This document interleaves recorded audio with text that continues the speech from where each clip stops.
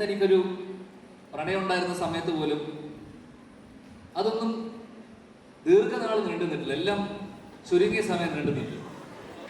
ധ്യാൻ ചേട്ടൻ ഇടയ്ക്കിടയ്ക്ക് ഉച്ചയ്ക്ക് ബിരിയാണിയൊക്കെ വാങ്ങിക്കും, ആദ്യം നിന്ന് കൈയിട്ട് വരും. സംഭവം എന്താണെന്നറിയാമോ, ഇത് ഞാനാ എഴുതിയേ. അപ്പൊ ചോദിക്കേണ്ട ചോദ്യം എന്നറിയാമോ, ഇത് എഴുതിയിട്ടുണ്ടോ എന്ന് ചോദിച്ചാണ്. കല്യാണ ശേഷം ഞാൻ ആദ്യമായിട്ട് വാങ്ങിച്ചു കൊടുക്കുന്നത് ഡയറി മിൽക്കും ഒരു കാർഡും ഒരു ചെറിയ 3-4 റോസാപ്പൂ. കാര്യം അതിനുള്ള ബഡ്ജറ്റ് ഉള്ളായിരുന്നു. നാളെ മുതൽ ഗേറ്റിന്റെ പുറത്ത് ഒരു ബക്കറ്റ് വേണ്ടി ഇതിനുണ്ടാവും പാട്ടും പാടി. ഹലോ ഗേൾസ്, ഞാൻ വീട്ടിൽ നിന്ന് ഇറങ്ങിയപ്പോൾ ഭയങ്കര ധൈര്യമായിരുന്നു. പക്ഷേ ഈ മതിലിനകത്ത് കയറിയപ്പോൾ എൻ്റെ ധൈര്യമൊക്കെ എന്തോ ചോർന്നു പോയ പോലെ. ഇപ്പം ചെറിയ വിറവലൊക്കെ ഉണ്ട്. നിങ്ങൾ ഗ്യാലന്റൈൻസ് ഡേ അല്ലേ? പക്ഷേ ഞങ്ങൾ കുറച്ച് പേരുള്ളതുകൊണ്ട് കുറച്ച് സമയത്തേക്ക് ഗ്യാലന്റൈൻസ് ഡേ നമുക്ക് വാലന്റൈൻസ് ഡേ ആയിട്ട് സെലിബ്രേറ്റ് ചെയ്യാൻ വിത്ത് ടീം ആപ് കൈസേയോ. ആപ് കൈസേയോ? എന്നെ പോലെ ഹിന്ദി അറിയില്ലെന്ന് തോന്നുന്നു. ഇതല്ലാതെ വേറൊരു ഹിന്ദി എനിക്ക് അറിയില്ല. അപ്പോൾ ഞങ്ങളിപ്പോൾ പറയാൻ വന്ന ഹിന്ദിയല്ല, ഞങ്ങളുടെ സിനിമയെ പറ്റിയാണ്. ഫെബ്രുവരി 28-ാം തീയതി ആപ് കൈസേയോ തിയേറ്ററിലേക്ക് എത്തുകയാണ്. അപ്പോൾ എനിക്ക് തോന്നുന്നു അത് കോളേജ് പ്രൊമോഷൻസ് തുടങ്ങാൻ ഏറ്റവും നല്ല സ്ഥലം സെൻറ്റ് റിസർച്ച് തന്നെയാണല്ലോ. ഒരു 3-4 തവണ ഇവിടുന്ന് വിളിച്ചിട്ടുണ്ട് പല പല പരിപാടികൾക്ക് വേണ്ടിയിട്ട്. അപ്പം ഞാൻ ഓൾറെഡി കമ്മിറ്റ് ചെയ്ത പല പരിപാടികൾ ഞാൻ എത്രയൊക്കെ ശ്രമിച്ചു നോക്കിയിട്ട് മാറിയില്ല. കാര്യം ഇവിടെ വരിക എന്ന് പറഞ്ഞു കഴിഞ്ഞാൽ അതെല്ലാവരും ഒരു സ്വപ്നമാണല്ലോ. എനിക്കും കുറേ നാളായിട്ട് ഇവിടെ വരണമെന്നുണ്ടായിരുന്നു, പക്ഷേ സാഹചര്യങ്ങളുടെ സമ്മർദ്ദം കൊണ്ടൊന്നും നടന്നില്ല. പക്ഷേ വരുമ്പോൾ ഒരു സമയം വന്നപ്പോൾ കൃത്യമായിട്ട് വാലന്റൈൻസ് ഡേക്ക് തന്നെ സെൻറ്റ് റിസാസിലെ കുട്ടികളെ കാണാൻ പറ്റി. ഞാൻ ധന്യനായി.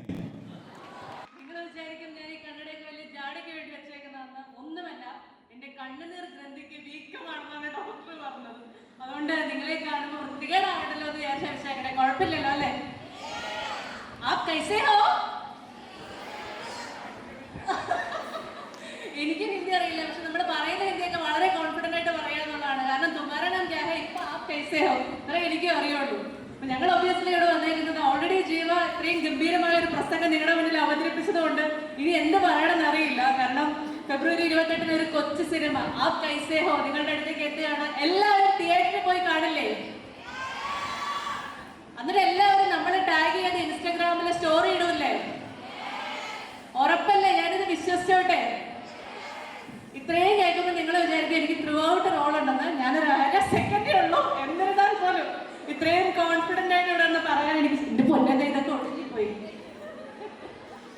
അപ്പൊ ഏതായാലും ആപ് കൈസേ ഹോ എല്ലാവരും തിയേറ്ററിൽ തന്നെ പോയി കാണണം. നിങ്ങളുടെ അഭിപ്രായങ്ങൾക്കും ഫീഡ്ബാക്കിനായിട്ട് നമ്മൾ വെയിറ്റ് ചെയ്തിരിക്കുകയാണ്. ഹായ്, എല്ലാവർക്കും നമസ്കാരം. ഈ കൂട്ടത്തിൽ ഒരുപക്ഷെ നിങ്ങൾക്ക് ഏറ്റവും കുറവ് പരിചയമുള്ള ഒരാൾ ഞാനായിരിക്കും. ശബ്ദത്തിലൂടെ ചിലപ്പോൾ ചിലരെങ്കിലും കേട്ടിട്ടുണ്ടായിരിക്കും. ഞാൻ ക്ലബ് എഫ്എമ്മിലെ RJ കൂടിയാണ്, RJ വിജിത. ആൻഡ് ഇത് ഞാൻ അഭിനയിച്ച സിനിമ കൂടിയാണ്. പിന്നെ പേരൂർ പ്രീമിയർ ലീഗ് എന്ന് പറഞ്ഞൊരു സീരീസ് ചെയ്തിട്ടുണ്ടായിരുന്നു. അത് ഓൾറെഡി ഹോട്ട്സ്റ്റാറിൽ റിലീസ് ആയിട്ടുണ്ടായിരുന്നു. അതിൽ ഷംല എന്നൊരു ക്യാരക്ടറാണ് ചെയ്തത്. അതും ചിലപ്പോൾ ചിലരെങ്കിലും കണ്ടിട്ടുണ്ടായിരിക്കും. സോ ഞാൻ ഭയങ്കര എക്സൈറ്റഡ് ആണ്. അപ്പോൾ എൻ്റെ നാട് ഇവിടെ ഒന്നുമല്ല, പാലക്കാടാണ്. അപ്പോൾ നമ്മൾ കോളേജിലൊക്കെ പഠിക്കാനുള്ള അഡ്മിഷൻ്റെ കാര്യങ്ങളൊക്കെ നോക്കുന്ന സമയത്ത് സ്വന്തം നാടല്ലെങ്കിൽ പോലും ഒരുപാട് ആളുകൾ പറഞ്ഞു കേൾക്കുന്ന പേരാണ് എറണാകുളത്തെ സെൻറ്റ് തെരേസാസ്. അവിടെയാണ് വലിയ വലിയ സ്റ്റാർസ് ഒക്കെ പഠിക്കുന്നത്. പെൺകുട്ടികൾക്കുള്ള കോളേജാണ്, സേഫായിട്ട് പോയിട്ട് പഠിക്കാം. അങ്ങനെയൊക്കെയാണ് ഞാൻ പാലക്കാട്ടിൽ നിന്ന് കേട്ടിട്ടുള്ളത്. അപ്പോൾ അത്രയും ചെറുപ്പത്തിലെ വളരെയധികം കേട്ടിട്ടുള്ള ഒരു കോളേജിൽ ഇങ്ങനെ ഞാൻ അഭിനയിച്ച സിനിമയുടെ ഭാഗമായിട്ട് വന്ന് നിൽക്കാൻ പറ്റുന്ന എൻ്റെ ഒരു വലിയ ബ്ലെസ്സിങ് ആയിട്ട് ഞാൻ കാണുകയാണ്. ഇവിടെ പഠിക്കണം ഞാൻ ആഗ്രഹിച്ചിട്ടുണ്ട് കേട്ടോ, പക്ഷെ സാധിച്ചിട്ടില്ല. ഞാൻ കോയമ്പത്തൂരെ പഠിച്ചതൊക്കെ. സോ അത്രയൊക്കെയാണ് നിങ്ങളോട് പറയാനുള്ളത്. ഇത്രയും ഗേൾസ്, പ്രത്യേകിച്ചും വാലന്റൈൻസ് ഡേ ആയിട്ട് ഇത്രയും ഗേൾസിൻ്റെ മുന്നിൽ നിൽക്കാൻ പറ്റിയുള്ള ഒരുപാട് സന്തോഷം. തീർച്ചയായിട്ടും ഞങ്ങളുടെ സിനിമ നിങ്ങൾ കാണും.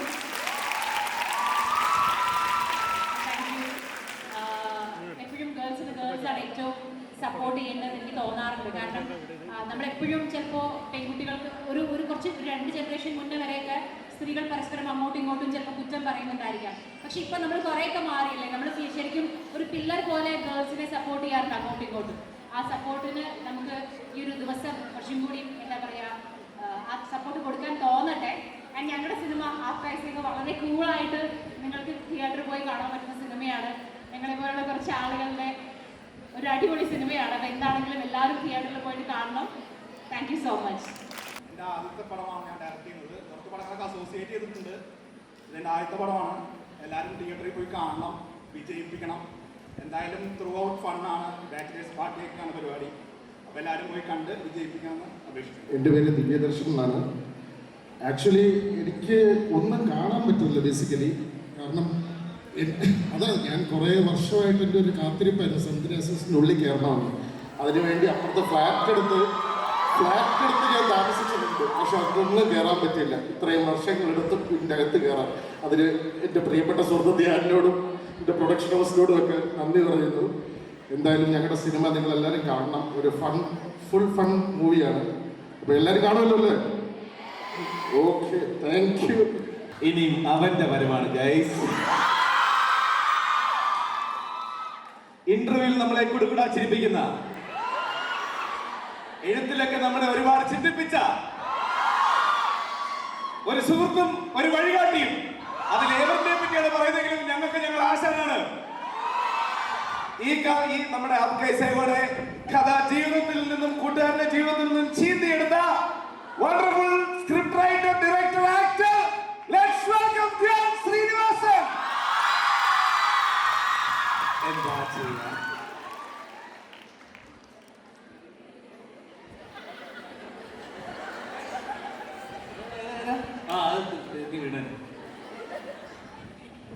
എൻ്റെ ഓർമ്മയിൽ ഞാൻ മൂന്നാമത്തെയോ നാലാമത്തെയോ തവണയാണ് ഇവിടെ വരുന്നത്. എനിക്ക് തോന്നുന്നു ഈ സ്റ്റേജുമായിട്ട് എനിക്ക് ഇപ്പോഴും ഓർമ്മയുണ്ട് ഇതേപോലെ.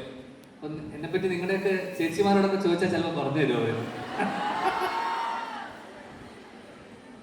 സെന്റ് തെരേസാസുമായിട്ടുള്ള ബന്ധം, നിങ്ങൾ വാലന്റൈൻസ് ഡേ ആഘോഷിക്കുന്ന എന്തൊരു വാലന്റൈൻസ് ഡേ ഓഫ് കോഴ്സ് പ്രണയ ദിനമാണ്.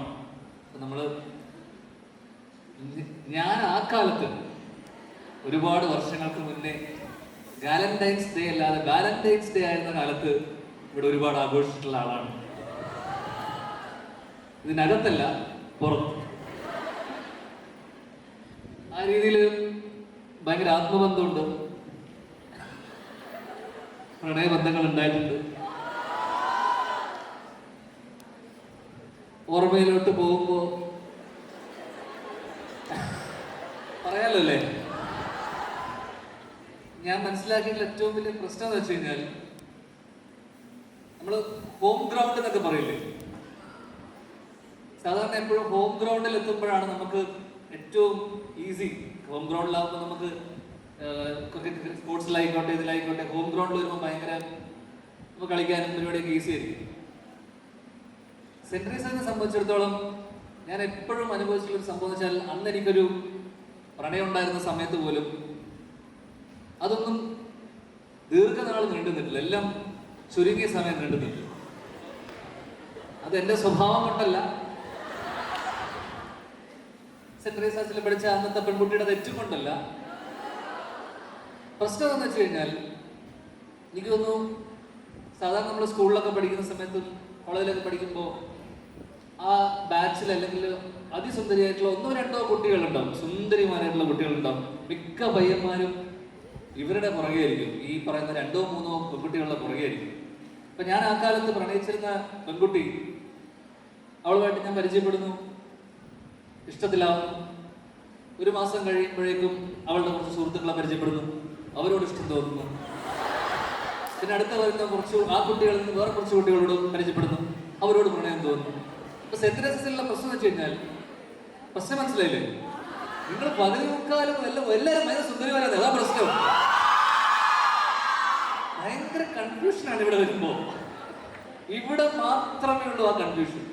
അതുകൊണ്ട് ഒരിക്കലും അതുകൊണ്ട് ഞാൻ വെറുക്കുന്നു സെന്റ് തെരേസാസിനെ. പറയുമ്പോൾ ഒരുപാട് പറയാനുണ്ട്. ഇന്നത്തെ ദിവസം ഇത്രയും പ്രത്യേകതയുള്ള ഒരു ദിവസം ആയതുകൊണ്ട് തന്നെ വാലന്റൈൻസ് ഡേ നമ്മൾ സെലിബ്രേറ്റ് ചെയ്യുന്നത്, അതോടൊപ്പം തന്നെ നമ്മുടെ സിനിമയും സെലിബ്രേറ്റ് ചെയ്യപ്പെടുന്നു. അതോടൊപ്പം തന്നെ വാലന്റൈൻസ് ഡേ കുറിച്ച് പറയുമ്പോൾ റിലേഷൻഷിപ്പിനെ കുറിച്ച് പറയണം. അപ്പൊ നമ്മൾ പറയും സിംഗിൾ ആയിട്ടുള്ള ആൾക്കാർ. ഇതിലിപ്പോ കമ്മിറ്റഡ് ആയിട്ടുള്ള എത്ര പേരുണ്ട്? ആരുമില്ലേ? ഒരാളേ ഉള്ളൂ. കമ്മിറ്റഡ് ആയിട്ടുള്ള ഒരു റിലേഷൻഷിപ്പിൽ ഒരാൾ പോലും അല്ലേ? സിസ്റ്റർ ഇരിക്കുന്നോണ്ട് പേടിച്ചിട്ടാണോ? ബാക്കി ഇത് രണ്ടുപേരൊക്കെ കാണാം. അങ്ങനെയൊക്കെ പറഞ്ഞു പറ്റിക്കാന്നാണോ? സിംഗിൾ ആയിരിക്കും ചിലപ്പോ. അപ്പൊ എല്ലാവരും സിംഗിളാണ്. അപ്പൊ സിംഗിൾ ആയിട്ടുള്ള എനിക്ക് നിങ്ങളോട് പറയാനുള്ള കാര്യം എന്ന് വെച്ച് കഴിഞ്ഞാൽ, അസൂയപ്പെടണ്ട.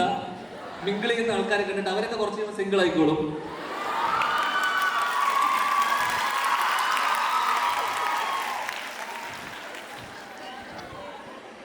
പണ്ട് ഞാൻ എപ്പോഴും ചിന്തിച്ചിരുന്നത്, നമ്മൾ പ്രണയബന്ധം, ഇഷ്ടങ്ങൾ, നമ്മുടെ സ്നേഹബന്ധങ്ങൾ, ഇതൊക്കെ നമ്മൾ ഒരുപാട് അതിനെയൊക്കെ തേടിപ്പോകും. എന്ന് വെച്ച് കഴിഞ്ഞാൽ നമ്മളെന്താ പറയാ, ഉപമിക്കുക, നമ്മൾ എന്താ പറയണ്ടേ, പെൺകുട്ടികളെ നമ്മൾ പൂമ്പാറ്റകളെ പോലെ ഉപമിക്കുന്നു, ആണുങ്ങളെ നമ്മൾ കോഴി എന്ന് പറഞ്ഞ് ഉപമിക്കുന്ന പോലെ, അല്ലേ? അതുപോലെ നമ്മൾ ഒരു കാലത്ത് ഞാൻ പഠിച്ചിരുന്ന സമയത്തൊക്കെ ഇതുപോലെ ഒരുപാട് പൂമ്പാറ്റകളെ അല്ലെങ്കിൽ ഭംഗിയുള്ള പൂമ്പാറ്റകളെ തേടി നമ്മൾ പോകും. അപ്പൊ എനിക്ക് ഒരുപാട് റിജക്ഷൻ കിട്ടിയിട്ടുണ്ട് ആ കാലത്ത്. കാരണം അതൊന്നും നമ്മളൊന്നും അല്ല, ഒന്നും ആയിട്ടില്ല. അപ്പൊ അത്തരം റിജക്ഷനെ നമ്മൾ ഭയന്ന് തന്നെ പിന്നീട് പ്രപ്പോസലൊന്നും പോവാതെ, പ്രപ്പോസ് ചെയ്യാൻ പറ്റാതെ വീർപ്പ് മുട്ടിയിരുന്നൊരു കാലം ഉണ്ടായിരുന്നു എനിക്ക്. അപ്പോഴാണ് നമ്മൾ മനസ്സിലാക്കുന്ന ഒരു കാര്യം, നമ്മുടെ സെൽഫ് വർത്ത്, സെൽഫ് ലവ്. നിങ്ങൾ വാലന്റൈൻസ് ഡേ സെലിബ്രേറ്റ് ചെയ്യുമ്പോൾ ഞാൻ നിങ്ങളുടെ മുന്നിലേക്ക് മുന്നോട്ട് വയ്ക്കുന്ന ഒരു സാധനം സെൽഫ് ലവ് എന്ന് പറയുന്ന സാധനം വെച്ചാൽ, ലവ് യുവർ സെൽഫ് ഫസ്റ്റ്. അല്ലെങ്കിൽ നിങ്ങളെ സ്നേഹിക്കുക. ഭയങ്കര ഫിലോസഫി ആയി പോകുന്നുണ്ടോ? ചെറുതായിട്ട് ആയിക്കോട്ടെ. നമ്മുടെ സെൽഫ് വർത്തും നമ്മളെ സ്നേഹിച്ച് തുടങ്ങുമ്പോഴാണ് സെൽഫ് ലവിൽ നമ്മൾ വരുന്നത്. നമ്മുടെ പഠനം, നമ്മൾ നന്നായി പഠിക്കുക, നമ്മുടെ പ്രായത്തിൽ നമ്മൾ നല്ല കാര്യങ്ങൾ ചെയ്യുക, ചെയ്യേണ്ട കാര്യങ്ങൾ അതത് പ്രായത്തിൽ ചെയ്യുക. എന്നിട്ട് അങ്ങനെ ചെയ്തു കഴിയുമ്പോൾ, അതുപോലെ ഞാൻ എൻ്റെ കാര്യങ്ങളൊക്കെ ജീവിതത്തിൽ ചെയ്തു കഴിഞ്ഞതിന് ശേഷം നമ്മളൊരു പൂന്തോട്ടം ഉണ്ടാക്കുക. പിന്നെ ഈ ബട്ടർഫ്ലൈസ് ഒക്കെ നമ്മുടെ പൂന്തോട്ടത്തിൽ വരുന്നേ. അപ്പോൾ ഒരാളെ പോലും വിടാതിരുന്നാൽ മതി. Okay, thank you so much Saint Teresa's. Feb 28 आप कैसे हो? Thank you. സെന്റ് ട്രീസസ് ആണ് എനിക്കൊന്നും പറയാനില്ലെന്ന് പറഞ്ഞിട്ട് 4 പേപ്പർ പ്രസംഗം എഴുതി പോക്കറ്റിൽ വെച്ചിട്ട് ഇത്രയും നേരം സംസാരിച്ചിട്ടും പടത്തെ പറ്റി ഒരു അക്ഷരം പറയാത്ത ഒരു സ്പെഷ്യൽ കൈയടി പ്ലീസ്.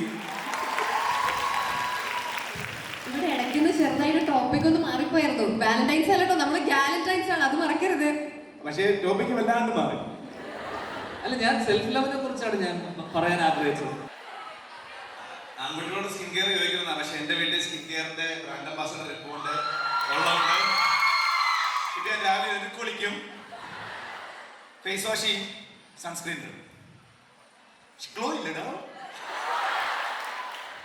അതാണ് സ്കിൻ കെയർ, അത്രേ ഉള്ളൂ. വരുന്ന വഴി ഒരു ഇഞ്ചക്ഷൻ ഇങ്ങനെ അടിക്കുന്നു കാറിൽ നിന്ന് ഇവിടെ വരുന്ന സമയത്ത്. പിന്നെ മേക്കപ്പ് ഇടും നന്നായിട്ട്, അത് തന്നെ മെയിൻ. വേണേ ടെസ്റ്റ് ചെയ്യാവുന്നതാണ്, അത്രയും കോൺഫിഡൻസ് ഉണ്ട് എനിക്ക്. അത്രേ ഉള്ളൂ സ്കിൻ കെയർ. അത്രേ ഉള്ളൂ. ആ ചോദിച്ച ആളുടെ സ്കിൻ കെയർ ഒന്ന് പറയാമോ? നാച്ചുറൽ ആണ് നല്ലത്. എന്തെങ്കിലും മെമ്മറീസ് ഉണ്ടെങ്കിൽ ഷെയർ ചെയ്യാവോ നമ്മളോട്? എല്ലാ മെമ്മറീസ് ആണ്. കാര്യം എനിക്ക് സിനിമ, ഞാനത് ഒരുപാട് സിനിമ ഒന്നും ചെയ്തിട്ടില്ല. അതിന് മുമ്പ് ആപ്കെ ഇസോയ്ക്ക് മുമ്പ് 2-3 സിനിമ ചെയ്തിട്ടുള്ളൂ. അപ്പോൾ ഓരോ പുതിയ സിനിമ എന്ന് പറഞ്ഞാൽ എന്നെ സംബന്ധിച്ച് ഭയങ്കര എക്സൈറ്റ്മെന്റ് ആണ്. പിന്നെ എന്നെ സിനിമയിലേക്ക് വിളിക്കുന്നത് ധ്യാൻ ചേട്ടൻ. അപ്പോൾ ഒരു ദിവസം ഒരു കോള് വന്നു, ഞാനാണ് ധ്യാൻ ശ്രീനിവാസൻ എന്ന് പറഞ്ഞപ്പോൾ നമുക്ക് ഇങ്ങനെ ആൾ വിളിക്കും നിൽക്കും നമുക്കുള്ള സ്വപ്നത്തിൽ പോലും വിചാരിക്കുന്നത്. ചേട്ടാ നീ എവിടെയാണ്? ഞാൻ പറഞ്ഞു ചേട്ടാ ഞാൻ വീട്ടിലുണ്ട്, ബാ ഒരു സിനിമയുടെ കാര്യം പറയാനുണ്ടോ, നീ ഫ്രീ ആകുമ്പോൾ വരാൻ പറഞ്ഞു. ഞാൻ പറഞ്ഞു ചേട്ടാ ഞാൻ എന്നും ഫ്രീ ആണ്. അങ്ങനെ ഞാൻ നേരെ ധ്യാൻ ചേട്ടനെ കാണാൻ പോകുന്നു. ധ്യാൻ ചേട്ടൻ ഒരു പരിപാടിയുണ്ട്, നിനക്ക് നീയായിട്ട് തന്നെ നിൽക്കാൻ പറ്റും, പ്രത്യേകിച്ച് അഭിനയിക്കേണ്ട കാര്യമൊന്നുമില്ല, അത് നിങ്ങൾ സിനിമ കാണുമ്പോൾ എന്താണെന്നുള്ളത് മനസ്സിലാവും.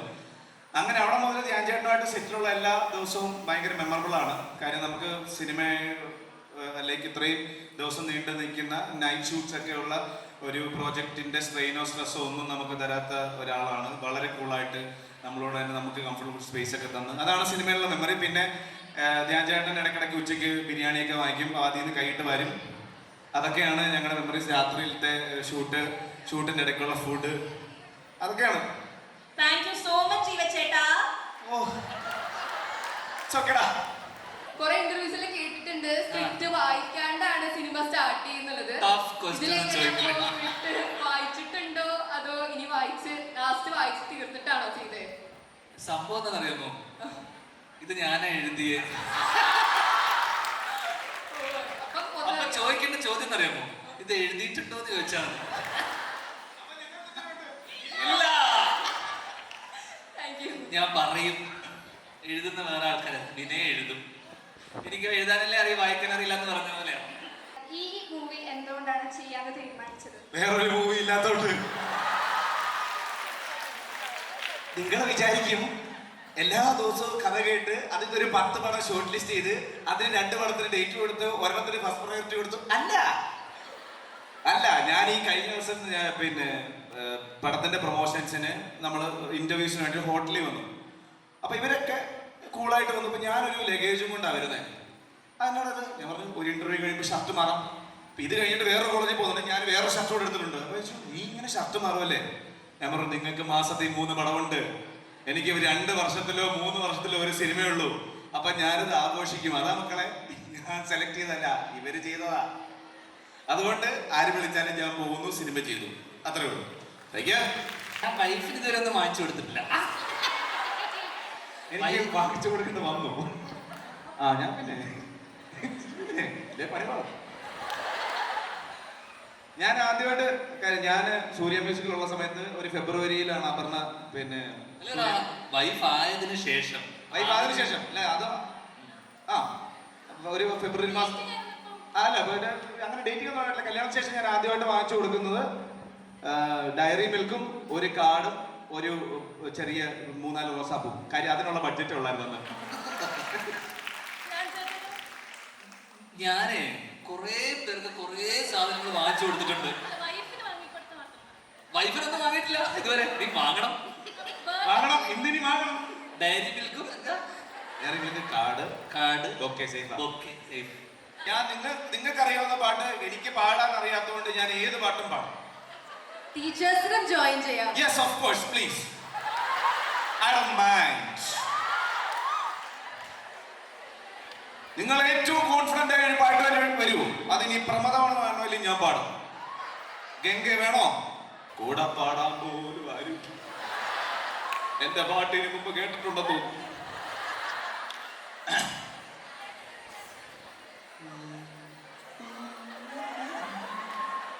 പിടിച്ചിടിക്കട്ടെ പാടത്തെ. ഏത് പാട്ട് വേണം? ജ്ഞാപകോ? അതൊരു ജ്ഞാപകമില്ല എന്റെ ലിറിക്സ്. പൊന്നോലത്തുമ്പി വേണം. പൊന്നോലത്തുമ്പിൽ പൂവാലിത്തുമ്പിൽ ആട് ആട് നീ ആടാട്, നക്ഷത്രപ്പൂവേ നവരാത്രി പൂവേ അഴകി പൂഞ്ചോലാടാട്, നീയില്ലെങ്കിൽ ഇന്നും ജന്മം വേനൽ കനവായി പോയേനെ, നീയില്ലെങ്കിൽ സ്വപ്നം പോലും മിന്നൽ കതിരുകളായി പോയേനെ. പൊന്നോലത്തുമ്പി പൂവാലിത്തുമ്പി ആട് ആട് നീ ആടാ. നാളെ മുതൽ ഗേറ്റിന്റെ പുറത്ത് ഒരു ബക്കറ്റ് വേണ്ടി ഉണ്ടാവും ഈ പാട്ട് പാടി. പൊന്നോലത്ത്